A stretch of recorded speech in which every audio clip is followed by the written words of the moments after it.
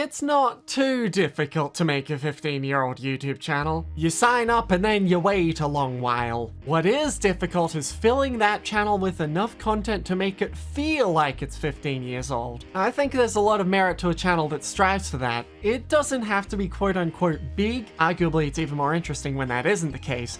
No viewership means no burden. You can't be worried a video won't do well with the algorithm if none of them are really making an impact. Obviously that's a bit demoralizing, but once something hits, you can be pretty confident most of the uploads that channel will make from then on will be them chasing that hit ad nauseum, whether it be successfully or unsuccessfully, and the throwing darts at a wall mentality that channel might have had beforehand immediately peters away. This was me 10 years ago. And also me 5 years ago.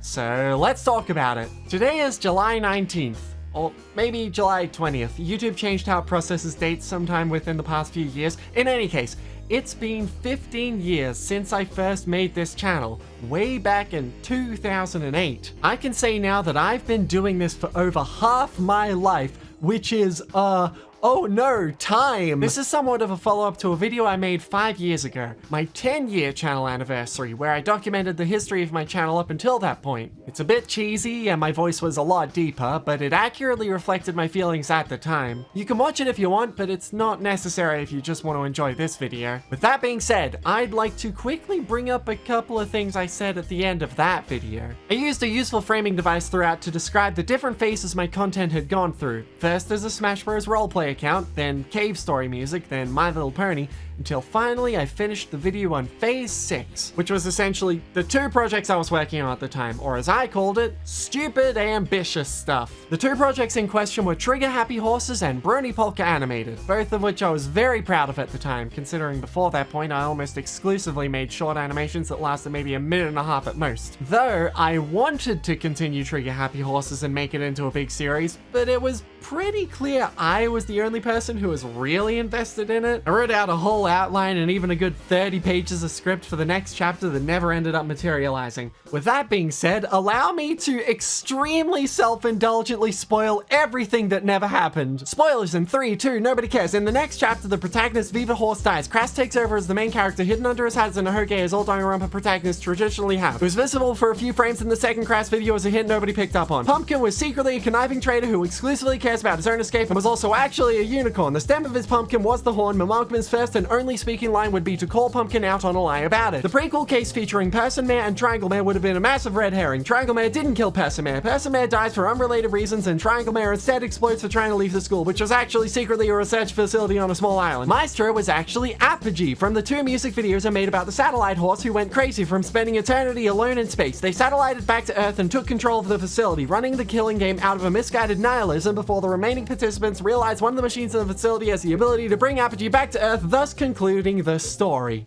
Okay, I'm done. Thank you for allowing me this flagrant self-indulgence opportunity. Anyways, the second project, Brony Polka Animated, was my big send-off to my time in the MLP community. And since I'd built basically the entirety of my following off MLP content, for all intents and purposes, I was starting entirely from scratch. 10 years ago, I was throwing darts at a wall, seeing what might stick, and when I found a niche in MLP content, I kept at it for a long time.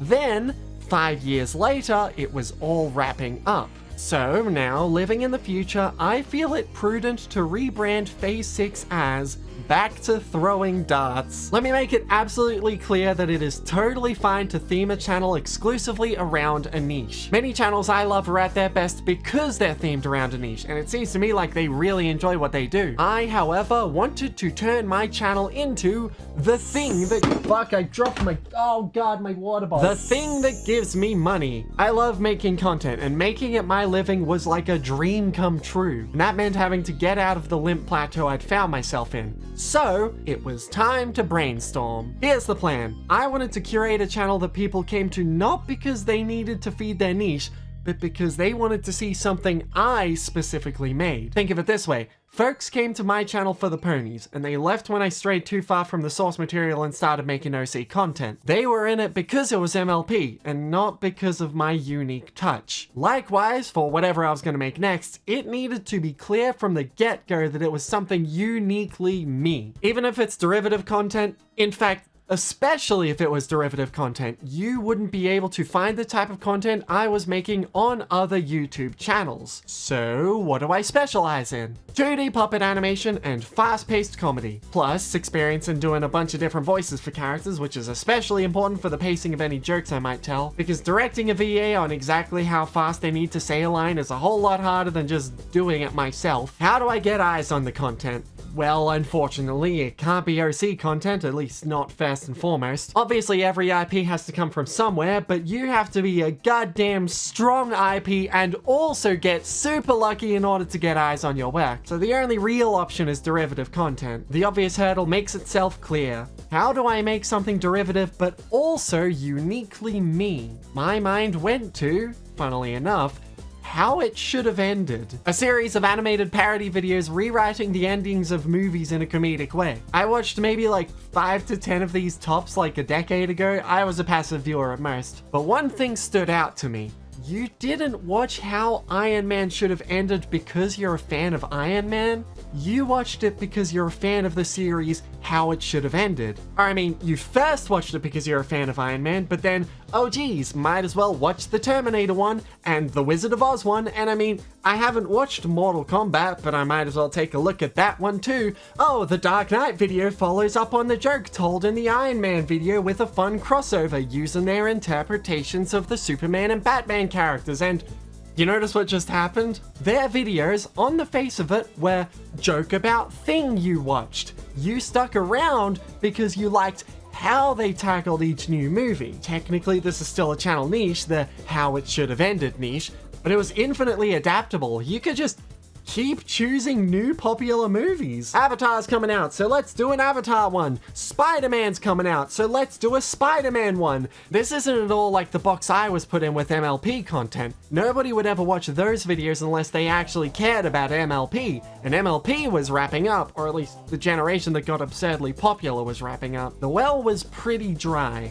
Okay, so we still don't have a blueprint, but we do have reference material. How It Should Have Ended already exists, so I can't just do that again. So what is it I can do? Let's focus again on how to get people to click on the videos in this new series. Let's say, as a completely random example, I wanted to make a speedy comedic recap of an anime. And as another completely random example, let's say Death Note. I can guarantee you nobody's gonna want to click on a video titled Viva's Silly Speedy Story Series Episode 1 Death Note, even with the alliteration and acronym that can be read as VZZ. Something very, very handy about the How It Should Have Ended name is it's self-describing. It's both the name of the series and it tells you what exactly that series is about. You've already got a good idea of what direction the video might go in before you even click on it, and that makes you curious to find out where they might go with that idea. So how about really, really fast Episode 1 Death Note? That's definitely better, maybe a bit of a simple name, hard to build brand recognition using a name without any nouns in it, but you can tell from the get-go that it's going to be a quick recap of Death Note. One immediate issue though is YouTube's formatting. If a title is too big, it'll just cut off the latter end of it. On certain displays, all you'd end up being able to read is really, really fast epis, really, really fast epis, really, really fast epis. Okay, so we can do better. First off, we gotta get that episode number out of there. The easiest way to scare off new viewers is to make them think what they're about to click on isn't a good entry point into your content, especially when watching the other videos isn't even necessary. Second, move the topic of the video to the start of the title to prevent that title cutoff issue. Third, just like How It Should Have Ended, make the title of the video one long sentence so that it flows better. As a bonus, evoking that style of video that was like, "We are number one," but every time they say number, then a nuke goes off. The result becomes Death Note, but really, really fast. But wait, it needs one more thing. There. Perfect. I mean, actually, I don't like it at all. The only reason I included animation in the title was because of an attempt to appeal to search engine optimization, but it just looks worse. Not to jump ahead, but I don't do that anymore since I've noticed so many recent videos going viral without any similar appeal to the algorithm gods. At the time though, I definitely remember there being a trend of videos with the word animation in them doing better than videos without it. Alright, so we have a title, notably with 2 realies, because it would be absurdly difficult to Google the name of a series that is just a regular ass part of a sentence people say all the time. The 2 realies also bring home the "this is way faster than it should be" vibe I wanted to go for. Now let's talk about the actual video itself. I specialize in 2D puppet animations, so I'll need to put together a puppet with an adaptable design. This means I'm going to have to draw a human. Gasp, shock, and horror, but up until this point, I'd exclusively animated ponies, so this really was entirely new territory for me. Still, it needed to happen. If I was going to adapt a series featuring humans, I needed to draw humans. So the next part of this story is technically being told a bit out of order since I'd first attempted a human design a few years prior. Not necessarily with similar ambitions, but still with the idea of, if I'm going to animate a human, how will it look? With that in mind, you could consider what I'm about to show you a proto but really fast design. Something the internet has never seen before now, and something I haven't seen since all the way back in August of 2016, when I first tinkered with the idea. And here it is! Now, you may observe some obvious differences to the modern but really fast design, but the funny thing about this project file is, with a little bit of exploring, you can find this, and very notably, this. Suddenly, the similarities are making themselves a lot more clear, especially if you know, remove the mouth, and wow, there it is. Incidentally, these characters were designed for a project that went half finished, and thank my big blue ass it didn't get finished, because wow, it was not funny. Yes, unfortunately, there is audio. Hey Nintendo! Hey little Billy! You make video games and I've got a phone. You should make video games for the phone. What? Phone?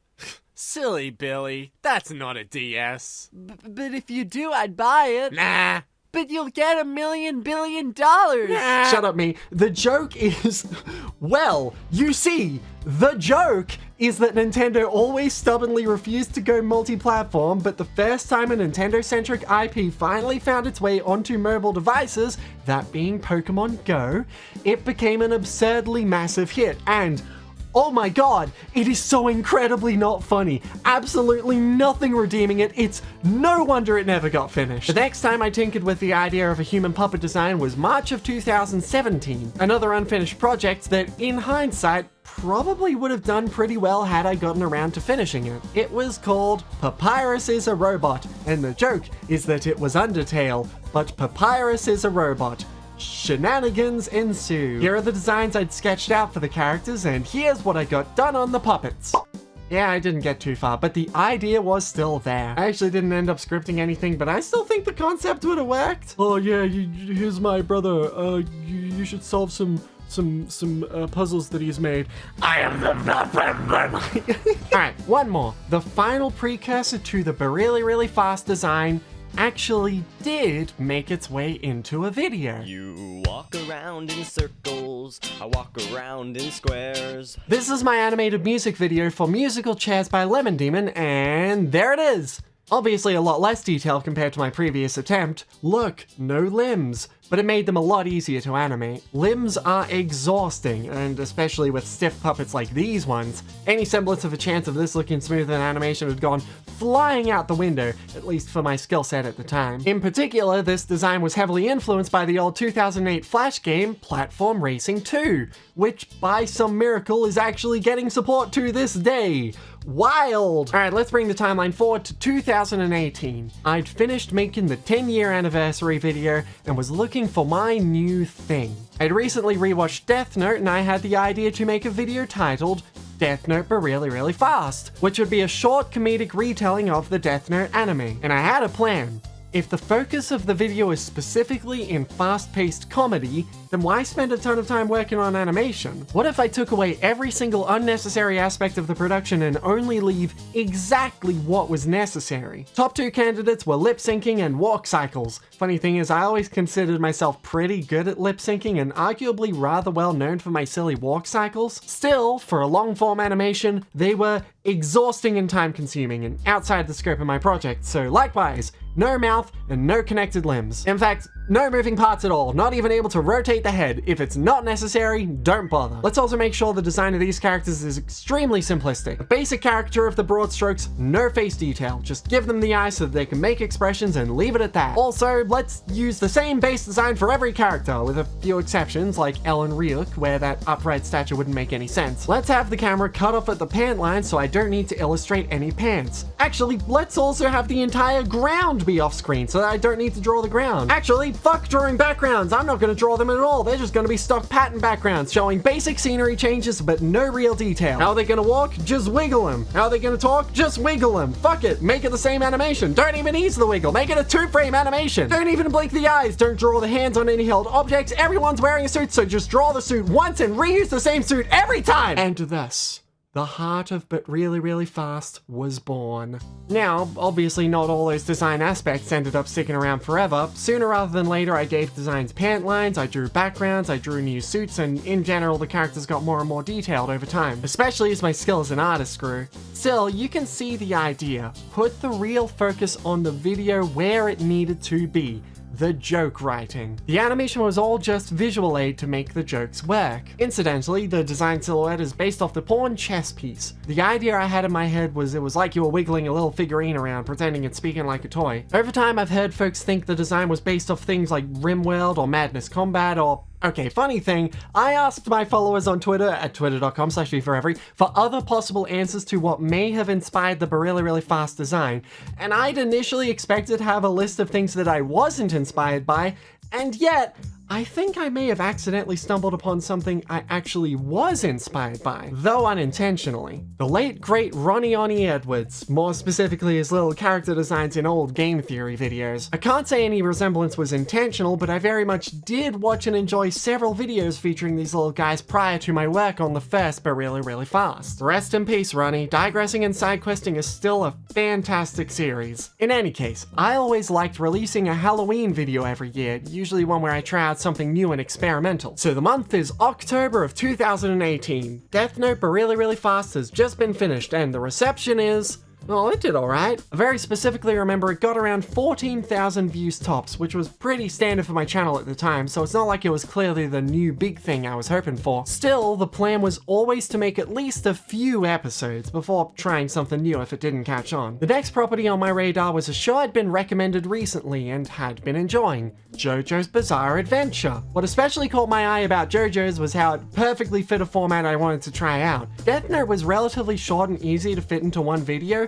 JoJo's by comparison was a lot longer, but divided into extremely cleanly sliced parts. Therefore, let's make a video on part 1 Phantom Blood, which would set me up perfectly to make part 2 its own project, without it feeling like I just cut up the story in an unnatural way. Okay, so you can probably guess what happens next. JoJo's part 1 does, absurdly well. Like, it wasn't just blowing up, it was blowing up, and exactly as planned, this led to viewers taking a look at the Death Note video too. It didn't actually blow up until JoJo's Part 1 was already out. This gave me the realization. Oh no, if I don't make JoJo's Part 2 now, people won't feel inclined to stick around. Nobody gets hooked by the first video release. It's only the second one that makes them realize, oh, I need to get myself subscribed to this channel. So after a very quick month, JoJo's Part 2 is released and the train is officially chugging along. Hey, remember that framing device? I think it's time to coin Phase 7 of my YouTube channel, the prelude of But Really Really Fast. Of course, it wouldn't be 100% correct for me to say the only content I've released since then were But Really Really Fast projects. I still had my magnum opus Brony Polka Animated to finish, and I worked on some fun Lemon Demon typography music videos.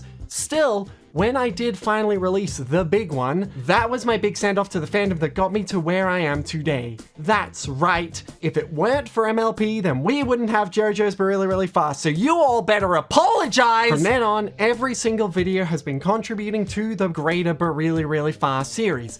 And I'm happy to say even 5 years later, I don't feel especially burned out, at least on it as a series. The massive amount of positive feedback from every new video I put out is really motivating, and I'm extremely happy folks are sticking around considering the gaps between releases. Ah, right.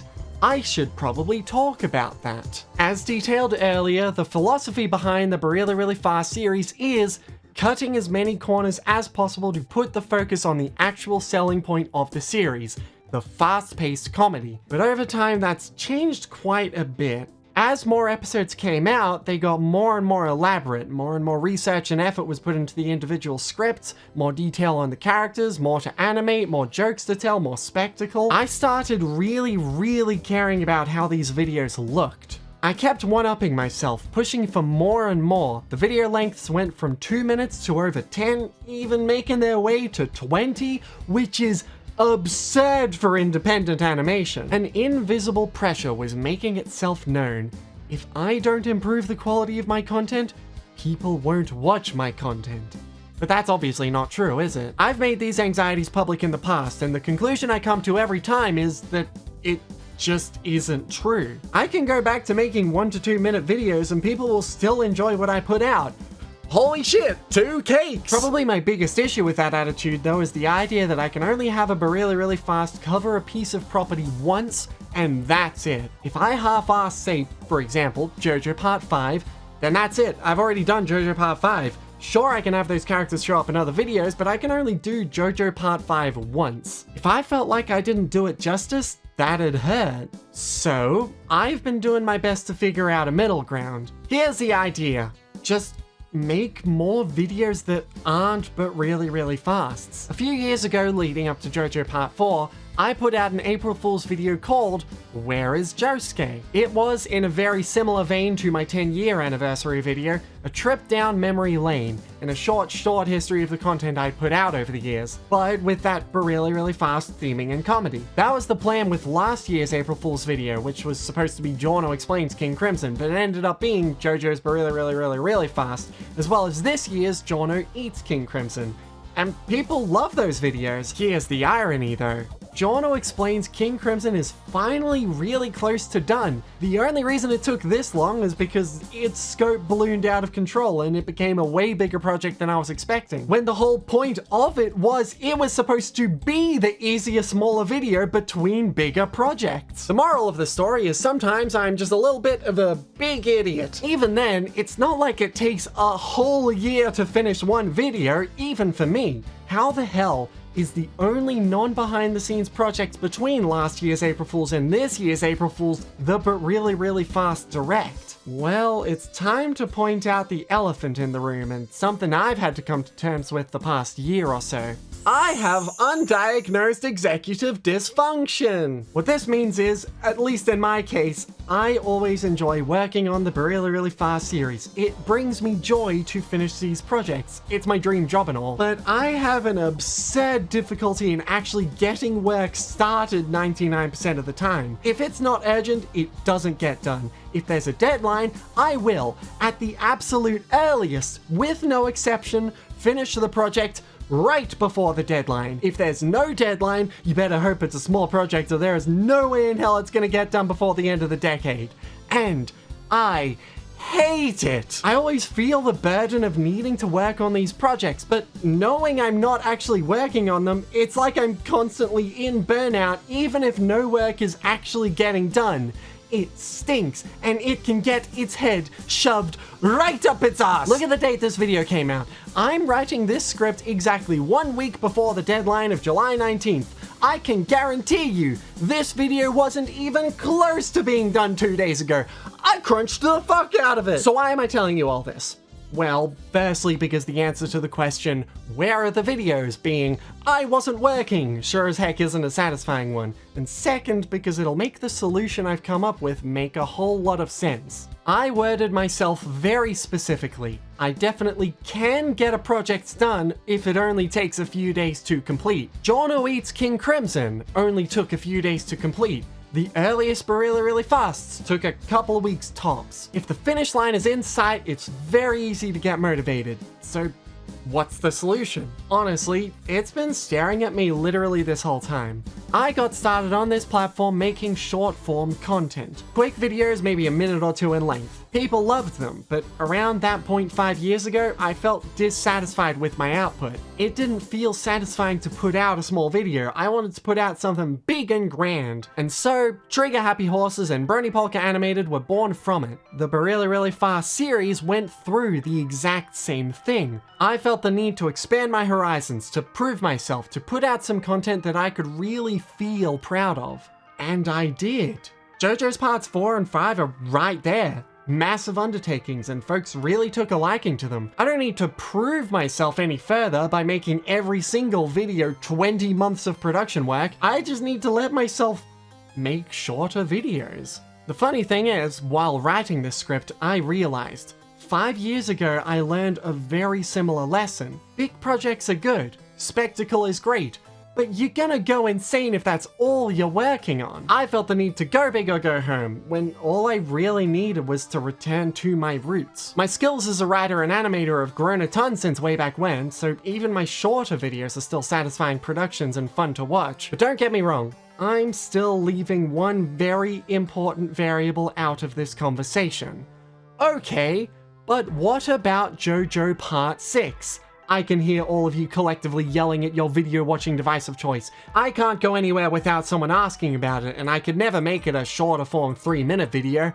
I can guarantee it will be a high effort production to match the production value of my Part 5 video. But the simple fact is, I can't guarantee, with my executive dysfunction, that it would get done without any real deadline in March 12th, 2024. The deadline for JoJo's Part 6, Stone Ocean but really fast, is March 12th, 2024. If I can't finish a big project without a deadline, then I need to start giving myself some. March 12th, 2024 is my 29th birthday. I've made it a bit of a channel tradition to have a video done for my birthday every year. Some years I'm a bit late, but well, I mean, you should know now why that might be. In the meantime, I hope you'll allow me to make some smaller videos. It does feel like I've fumbled my opportunity to make the Really Fast series as big as it possibly could be because my goddamn executive dysfunction stopped me from making videos when the hype was at its highest. Still, no reason to cry about the past. What I can do though is change my workflow to make production smooth in the future. So, although we're not quite there yet,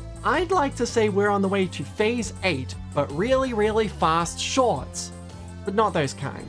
And not those kind either. Look, I can appreciate the idea of the YouTube Shorts format, but God, I hate it. The vertical format, the refusal to give us the ability to scrub through the timeline. I exclusively watch YouTube on desktop, and being forced to watch YouTube Shorts with this trashy UI is the worst. I don't expect to make any real videos specifically for a vertical aspect ratio, but if I end up making YouTube Shorts, it's not because I wanted to. In any case, shy of going through every single individual really fast project and detailing how they've evolved over time, which I feel is more something suited for my future behind the scenes videos, I think I'm done chronicling the story of the channel for the past 5 years. In another 5 years, I'll definitely be making another one. Heck, I didn't even need to make one this year, but I felt the need to considering how much has changed around here. I'd recently hit 100,000 subscribers, which I thought was an absurd milestone at the time. Yet here I am at almost 600,000 today. If you'd allow me, I think I'd like to set a few goals for my future self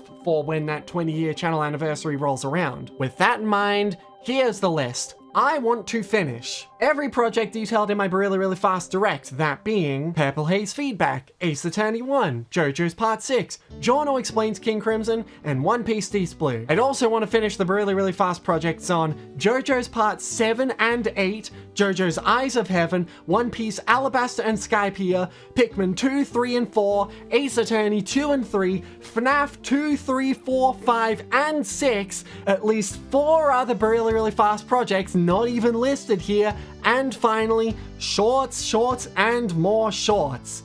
But not those kind. Now, is this a fucking absurd list of things considering my recent output?